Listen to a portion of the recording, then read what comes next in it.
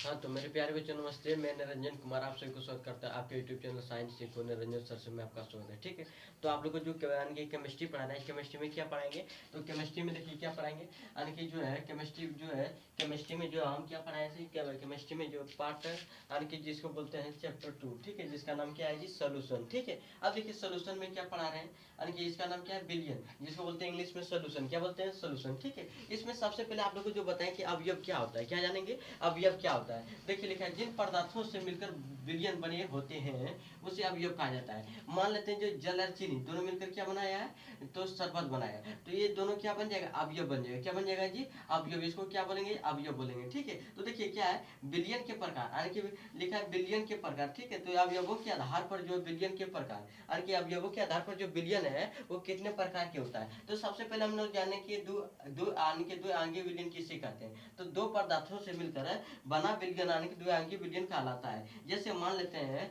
कोई पदार्थ ये और कोई पदार्थ बी, दोनों मिलकर बनाएगा विलयन, तो उसको क्या बोलेंगे, द्विआंगी विलयन। क्या बनाएंगे, द्विआंगी विलयन। ठीक है, अब जैसे इसमें मान लेते हैं क्या, देखिए एक क्या है, एक डब्बा है, डब्बा में जो है जल और चीनी दोनों को मिला दिया, तो इसको क्या हो गया, यानी कि दो पदार्थ मिला, इसलिए इसको बोलते हैं द्विआंगी विलयन। ठीक है, अब देखिए त्रिआंगी विलयन किससे कहते हैं, तीन पदार्थों से मिलकर बना विलयन त्रिआंगी विलयन कहलाता है। यानी कि तीन पदार्थों से जो मिलकर बनता है विलयन उसको क्या बोलते हैं, त्रिआंगी विलयन कहलाता है। ठीक है, अब जैसे क्या हो जाएगा, ये हो गया, मान लेते हैं कोई पदार्थ ये भी है, ठीक है, दूसरा भी है और तीसरा क्या सी है, तो तीन पदार्थों से मिलकर बना है, इसलिए इसको क्या बोलेंगे, त्रिआंगी विलयन। ठीक है, जैसे क्या ले लिए, जल ले लिए, दूसरा क्या ले लिए, चीनी ले लिए, फिर क्या है, नमक। इसका नमक का सूत्र क्या होता है, NaCl, जल का क्या होता है, H2O, और जो चीनी है उसका क्या होता है, C12H2O11 होता है। ठीक है, आप देखिए इसमें क्या है, चतुर्आंगी विलयन किसे कहते हैं, तो चार पदार्थों से मिलकर बना विलयन को क्या कहेंगे, यानी कि चतुर्आंगी विलयन कहते हैं। ठीक है, जैसे कोई पदार्थ ये है, कोई पदार्थ बी है, कोई पदार्थ सी है, कोई पदार्थ डी, यानी कि चार पदार्थ मिलकर क्या जो विलयन बनाता है उसको क्या बोलेंगे,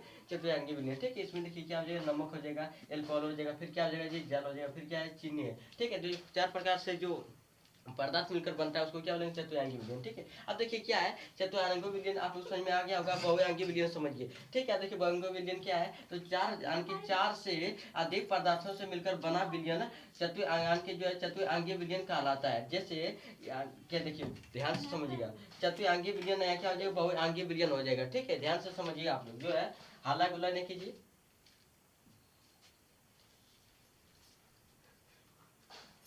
क्या हो जाएगा जी, यानी बहुआंगी विलयन क्या है, चार से अधिक पदार्थों से मिलकर बना विलयन क्या हो जाएगा जी, बहुआंगी विलयन। क्या कहलाएगा, बहुआंगी विलयन कहलाते हैं। जैसे ये कोई पदार्थ ये है, कोई पदार्थ बी है, सी है, डी है, ई है, फिर जी अनेक पदार्थ से इसी प्रकार बनते जाएगा, फिर क्या हो जाएगा, A B C D E, इस प्रकार जो पदार्थ बनता है उसको क्या बोलेंगे, बहुआंगी विलयन कहलाता है। ठीक है, तो आज के क्लास में एंड करते हैं। जो मेरा चैनल को सब्सक्राइब नहीं किया सब्सक्राइब कीजिए, जो लाइक नहीं किया लाइक भी कीजिए, जो शेयर नहीं किया शेयर भी कीजिए। ठीक है, तो आज की क्लास में एंड करते हैं, इसके लिए धन्यवाद।